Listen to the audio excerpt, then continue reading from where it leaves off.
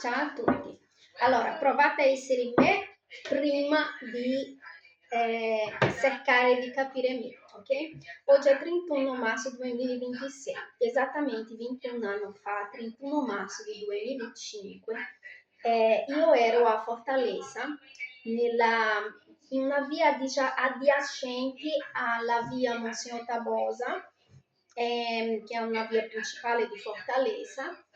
Io ero vestita con un pantaloncino corto, grigio, con delle stelline verdi e una maglietta grigia, i capelli poffi perché io dovevo andare in spiaggia e quindi non mi ero pettinata, e ero con una mia amica che lei siamo andate a trovare una sua amica che era una ragazza di colore, che era stata sposata con un italiano, in quella epoca lei aveva sui 50 anni e aveva deciso di tornare in Brasile dopo il divorzio. E è stata la prima volta che io ho bevuto il caffè nella moka. È il famoso caffè italiano nella moka. Fino allora non sapevo neanche che la moka esisteva, a dire il vero. Quindi capite che poi potrei anche dire tutta la mia giornata quel giorno. Capite che il mio cervello è un cervello che ricorda delle cose precise di 20 anni fa. Allora provate a vivere con il ricordo di ogni singolo passaggio della propria vita nel bene e nel male. Quindi, sinceramente, voi con un traumino di niente andate in circi, non venite a dire a me come vivere la mia vita, quando io la mia vita la ricordo perfettamente nel bene e nel male. Comunque sia, questo video non sto facendo per questo, voglio lasciare registrato nuovamente denuncia pubblica. Trento continua ad agire di modo in malafede con atti persecutori razzisti, perché ricordiamo il processo preso il Tribunale Minorile di Trento è iniziato da false denunce di maltrattamenti, sottrazione di minori, di falsi referti di malattia, e è continuato comunque anche nella mancanza di un avvocato, ok? A parte questo, come ho detto, l'ultima udienza io oramai non mi sono presentata perché era inutile presentarmi davanti a dei criminali, con tutto il rispetto al giudice Pietrapiana. Quando io parlo criminale mi riferisco alla Graffe, alla Fedrizzi, al padre del mio figlio e anche con tutto rispetto a avvocato o avvocata, perché si erano un po' scambiati i ruoli tra un'udienza e l'altra, del padre del mio figlio, perché gli avvocati stanno facendo il loro lavoro, sono pagati per difendere il padre, quindi non sto chiamando voi di criminale, anche perché voi avete creato tutta una storia credendo nelle parole di lui e nei fogli che lui ha presentato, senza però fare vedere i miei difetti. Ok? Comunque sia, voi stavate facendo il vostro lavoro, io non ce l'ho con voi. Che io ho con le persone di malafede, Fedrizzi, Simoni Pergolizzi, Graffe e le docenti dell'arcivescovile. Comunque sia, era inutile andare lì perché il loro piano è perfetto, fare passare la madre per pazza e poi dopo attaccare tutti i certificati nel figlio, fare il padre avere, come probabilmente forse sono così vigliacchi che hanno già fatto entrare nella sua busta paga delle agevolazioni perché ha un figlio malato o qualcosa del genere, quando non è vero, e insomma tutte queste cose. Quindi ho deciso di andare fuori ai comuni e denunciare intanto le basi, che era il discorso della scuola, né? E quindi non mi sono presentata nell'udienza, ma per legge io ho il diritto di avere accesso ai verbali, anche per giustamente avere il tempo di cercare una difesa, diciamo così. Ricordate che io, perché ho dovuto sentire pure questo, strano che nessun avvocato ha voluto seguirti. Allora non è strano, no, cari, non è strano. È perché per essere seguito di un avvocato ci sono due modi: pagare, come ha fatto il padre del mio figlio, che ha tolto il cibo da bocca del figlio per pagare un avvocato per fare male alla madre, oppure devi essere assistito dal pubblico. Ma per essere assistito dal pubblico tu devi avere un ICEF, deve avere un reddito inferiore ai 13.000 euro, ok? Io ripeto a voi, un mio reddito annuale si aggirava negli ultimi anni sui 25.000 euro, ok?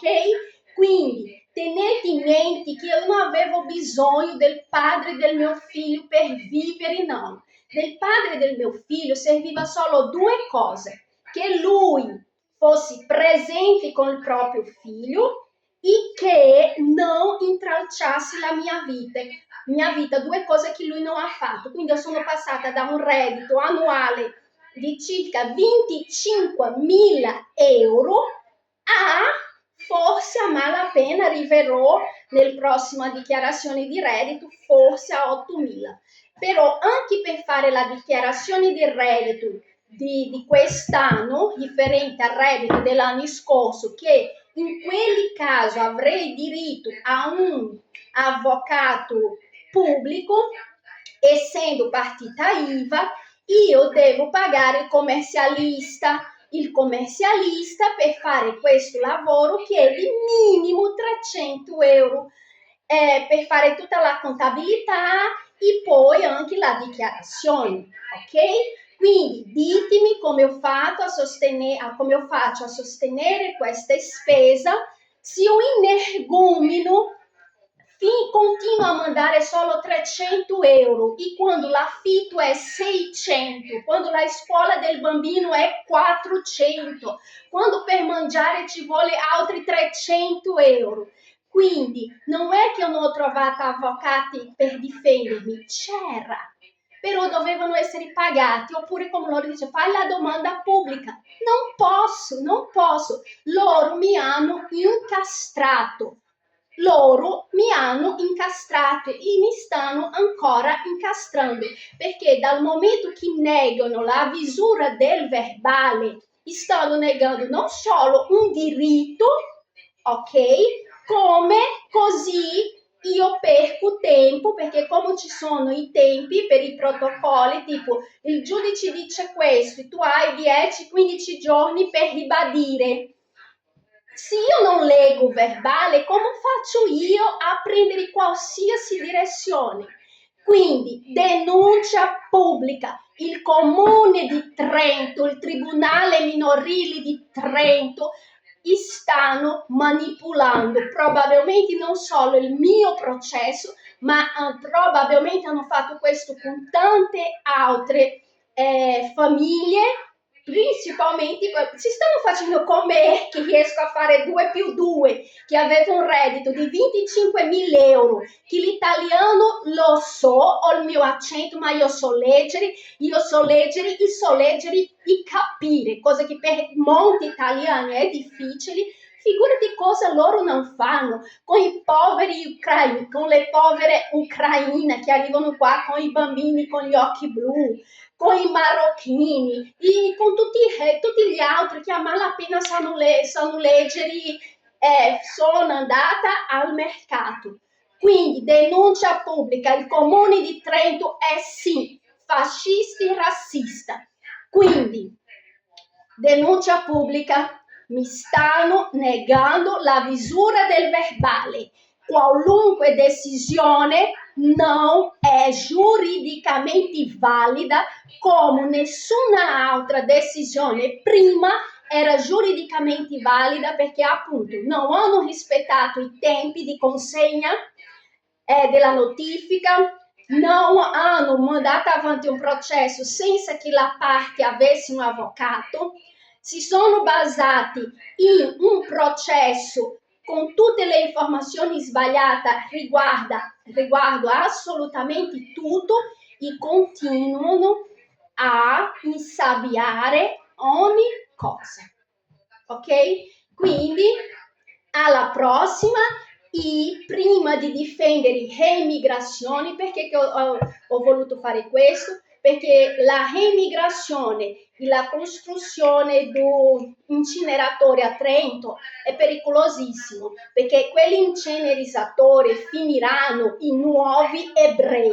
I nuovi ebrei sono così, sono persone che non bianchi, finiranno in quegli incenerizatori, perché è questo che loro stanno facendo. È tornato nuovamente un fascismo subdolo, non verso gli ebrei, perché gli ebrei oramai sono tutte questa cooperativa di banca, verso chi non è bianco e chi non è europeo. Quindi, anche se io sono di destra, io sono sempre stata e continuo a dire mai sinistra, ma non sono favorevole né all'immigrazione a questo punto e né a costruzione di incenerizatori.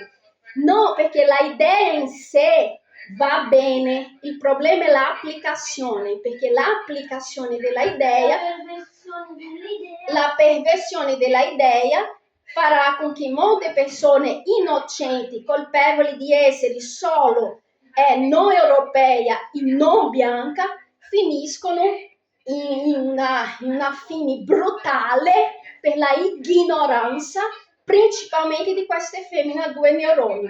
E non ne parliamo quella che mi ha risposto il telefono. Io, guardi, io dico, mia nossa, e è con questa gente che io devo trattare? Sa cosa non sapere neanche spiaci? Allora, scusa, non fatemi trattare con le femmine, ok? Dobbiamo parlare, dobbiamo decidere qualcosa, mettete davanti a me un maschio, perché almeno finita la conversazione sappiamo dove andare. Alla prossima!